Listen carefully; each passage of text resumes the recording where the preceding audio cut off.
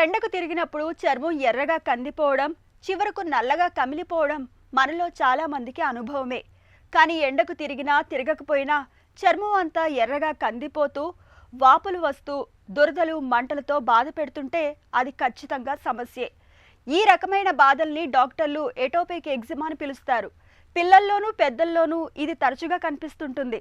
చర్మంపై వాపు, దురదలతో నిత్య జీవితాన్ని దుర్భరంగా మార్చే ఎటోపిక్ డెర్మటైటిస్కు ఆధునిక వైద్యంలో అందుబాటులో ఉన్న చికిత్సలు, పరిష్కార మార్గాల గురించి ఇప్పుడు తెలుసుకుందాం.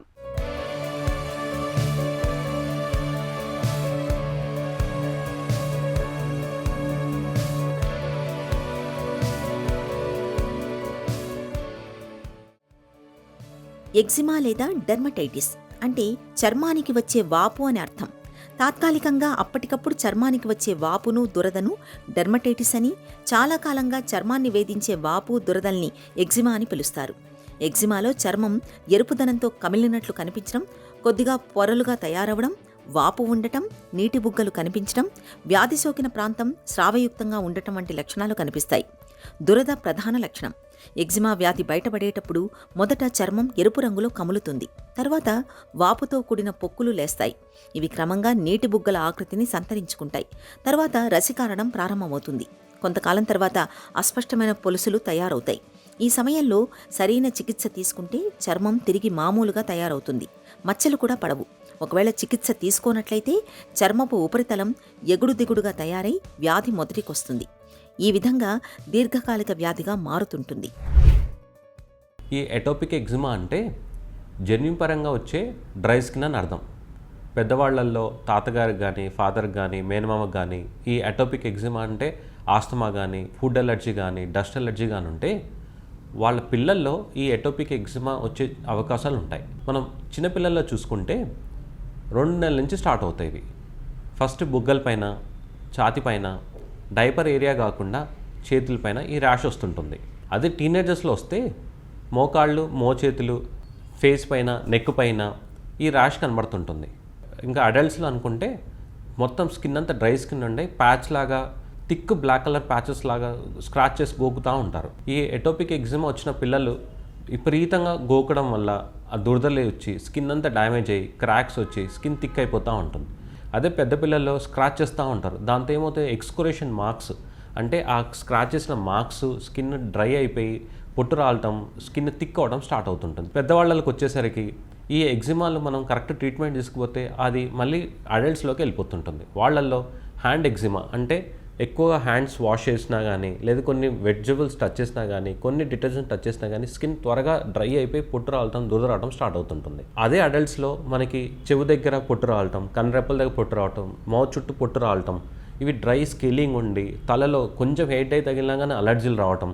సో ఇవన్నీ చిన్నపిల్లలప్పుడు అటోపిక్ ప్రాబ్లమ్స్ ఉంటే ఇది పెద్దవాళ్ళలో ప్రజెంట్ అవుతూ ఉంటుంది. నిపుల్ డర్మటైటిస్ అంటే ఛాతి మీద నిపుల్స్లో కూడా పొట్టు వచ్చి నీరు కాడుతూ ఉంటుంది. అది కూడా ఒక టైప్ ఆఫ్ ఎటోపిక్ ఎగ్జిమా అని చెప్పొచ్చు.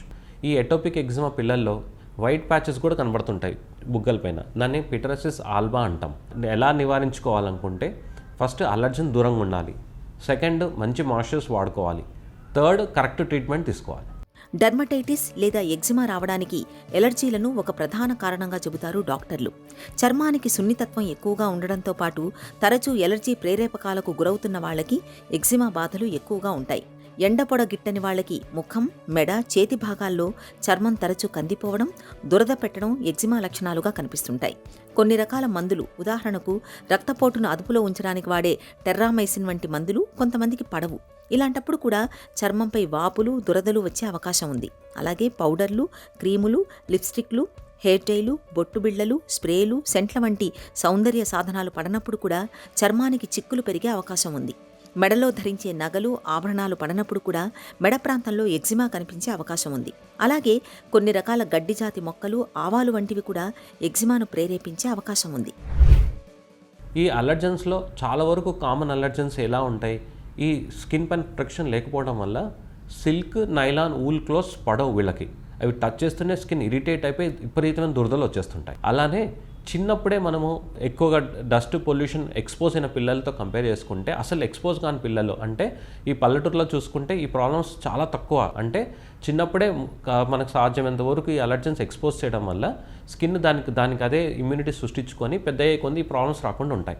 సో అలానే ఫుడ్ ఐటమ్స్లో గమనించుకోగలిగితే చాలా కామన్ ఫుడ్ ఐటమ్స్ ఎగ్స్, ఒకటి nuts, milk, soya protein, wheat ప్రోటీన్తో చాలా వరకు అలర్జీలు వస్తుంటారు. సో నివారించే దాంట్లో ఈ సోప్స్, ఎక్కువగా నురుగు వచ్చే సోప్స్ అస్సలు వాడకూడదు. స్నానానికి మనం తేలికపాటి అసలు నురుగు తక్కువ వచ్చే soaps, sulphate free soaps and liquid soaps ఉంటాయి, అవి యూస్ చేస్తూ ఉండాలి. తర్వాత మాయిశ్చరైజర్స్, ఈ ఎగ్జిమాలో ఫస్ట్ మనకి హెల్ప్ చేసేది ఏదంటే అది మాయిశ్చరైజరే. ఈ మాయిశ్చరైజర్లో కూడా చాలా టైప్స్ ఉంటాయి.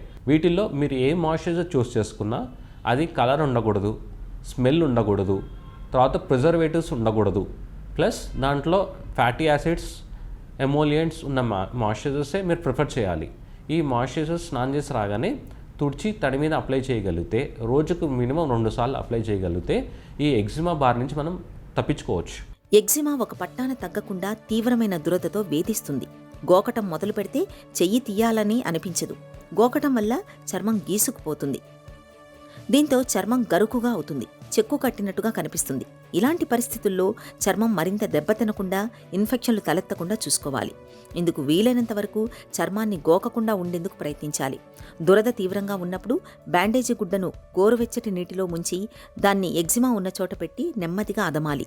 దీని మీద పొడి బట్టను కానీ బ్యాండేజీ గుడ్డను కానీ చుట్టాలి. కొద్ది గంటల పాటు అలాగే ఉంచితే మంచి ఫలితం కనిపిస్తుంది. స్నానానికి మృదువైన సబ్బుల్ని వాడుకోవాలి. బిగుతైన దుస్తులు చర్మానికి చికాకు కలిగిస్తాయి. అందువల్ల వదులైన దుస్తులు వేసుకోవాలి. వేడి, పొడిగాలి చర్మం నుంచి తేమను లాగేస్తుంది. ఇది దురద పుట్టేలా చేస్తుంది. అందువల్ల వీలైతే ఇంట్లో హ్యూమిడిఫైయర్ పరికరం అమర్చుకోవాలి. ఇది నీటి ఆవిరిని గాలిలోకి వెదజల్లుతుంది. ఇలా చర్మ సంరక్షణకు తోడ్పడుతుంది. అలాగే మానసిక ఒత్తిడిని తగ్గించుకోవటమూ ముఖ్యమే. ఎందుకంటే ప్రతికూల ఆలోచనలు ఎగ్జిమా ఉధృతం అయ్యేలా చేస్తాయి. యోగా, ప్రాణాయామం వంటి పరిస్థితుల్లో మనసును ప్రశాంతంగా ఉండేలా చూసుకోవాలి. ఇక మంచి బ్యాక్టీరియాను వృద్ధి చేసే ప్రోబయాటిక్స్ను ఆహారంలో చేర్చుకోవడం మేలు చేస్తుంది. ఈ ట్రీట్మెంట్లో ఏరియా ఆఫ్ ద ట్రీట్మెంట్ అంటే ఎక్కడ ప్రాబ్లం వచ్చింది, ఎంతవరకు ఇంటెన్సిటీ ఉంది, ఎంతవరకు ఇబ్బంది పడుతుంది దాన్ని బట్టి మనకు ఉంటుంది. ఫర్ ఎగ్జాంపుల్ చిన్నపిల్లలు ఉన్నారు, లెస్ 2 years ఉన్నారు, వాళ్ళలో సపరేట్ ఫార్ములేషన్స్ ఉంటాయి. డెసోనైడ్స్ అని అంటే మైల్డ్ స్టిరాయిడ్స్ ఉంటాయి. ప్లస్ ఈ టాక్లిమస్ ఆయింట్మెంట్స్, పిమిక్రోలిమస్ ఆయింట్మెంట్స్ ఇవన్నీ FDA అప్రూవ్డ్. ఇవి ఏం చేస్తాయంటే మాయిశ్చర్ పెట్టకముందే ఎక్కడైతే ప్రాబ్లం ఉందో అక్కడ అప్లై చేసి దానిపైన ఒక 5 నిమిషాలు మాయిశ్చర్ పెట్టడం వల్ల ఎగ్జిమా ఇంటెన్సిటీ తగ్గి, అలర్జీ తగ్గి, వాళ్ళు దురదలు ఏం లేకుండా, స్క్రాచ్ చేయకుండా కంఫర్టబుల్గా ఉంటారు. నెక్స్ట్ 20% కంటే బాడీ ఎక్కువ ఉంటే ఈ స్టిరాయిడ్స్ పవర్ పెంచాల్సి వస్తుంది. ఈ స్టిరాయిడ్ పవర్ పెంచినా కానీ మళ్ళీ స్కిన్ పల్చగా అవటం, దాంతో మళ్ళీ అలర్జీలు రావడం స్టార్ట్ అవుతుంటాయి. సో ఈ 20% కంటే ఎక్కువ బాడీ ఇన్వాల్వ్మెంట్ ఉంటే ఓరల్ మెడికేషన్స్ వెళ్ళడం చాలా సేఫ్. సెకండ్ది ఏంటి, మళ్ళీ ఈ ఇమ్యూనిటీ టచ్ చేసే మెడిసిన్స్, సైక్లోస్పోరిన్, అజాథోప్రైన్, మైక్రోఫెనిటల్ ముఫిటిల్, ఇవన్నీ ఇమ్యూనిటీ టచ్ చేసే మెడిసిన్స్. ఈ మెడిసిన్స్ ఇమ్యూనిటీ టచ్ చేయడానికి ముందే మనం కరెక్ట్గా అంత హోల్ బాడీ చెకప్ చేసుకొని ఒంట్లో ఏ ఇన్ఫెక్షన్స్ లేవని ప్రూవ్ అయిన తర్వాత లివర్, లంగ్స్, కిడ్నీ అన్ని బ్లడ్ టెస్ట్ చేయించుకొని డాక్టర్ అబ్జర్వేషన్లో కొన్ని నెలలు వాడుకోవటం వల్ల ఈ ఎగ్జిమా బారిన ఎక్కువ పడకుండా అది ఎక్కువ తక్కువ చేసుకొని మన పైపోత మందుల్లోకి షిఫ్ట్ అయిపోవచ్చు. నెక్స్ట్ ఈ మందులు ఇవ్వలేని వాళ్ళల్లో అంటే ఇమ్యూనిటీ డౌన్ ఉండి వేరే హెల్త్ ప్రాబ్లమ్స్ ఉన్న వాళ్ళల్లో నారోబ్యాండ్ ఫోటోథెరపీ బాగా పనిచేస్తుంది. ఈ నారోబ్యాండ్ ఫోటోథెరపీ అంటే మనకి సూర్యుడి నుంచి వచ్చే కిరణాల్లో కొన్ని కిరణాలు మనకు ఉపయోగపడతాయి.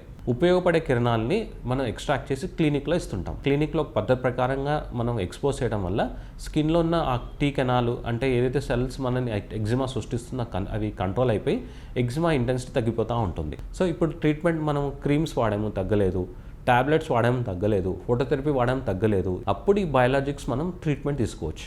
ఇవి మోనోక్లోనల్ యాంటీబాడీస్ అంటాం. ఇవి ఒక ప్రాపర్ పద్ధతిగా స్కిన్ కిందకి ఇంజెక్ట్ చేయడం వల్ల మనము ఈ ఇమ్యూనిటీ సిగ్నలింగ్ పాత్వే అంటే ఆ టీ సెల్స్ యాక్టివేట్ చేసే సిగ్నల్స్ని మనం బ్లాక్ చేసుకున్నట్టు, అంటే కంప్లీట్గా జెనెటిక్ లెవెల్లో ట్రీట్ చేసుకున్నట్టు. ఎగ్జిమా లేదా డెర్మటైటిస్కు సరైన సమయంలో సరైన చికిత్స తీసుకుంటే చర్మం తిరిగి మామూలుగా తయారవుతుంది. మచ్చలు కూడా మిగలకుండా ఉంటాయి.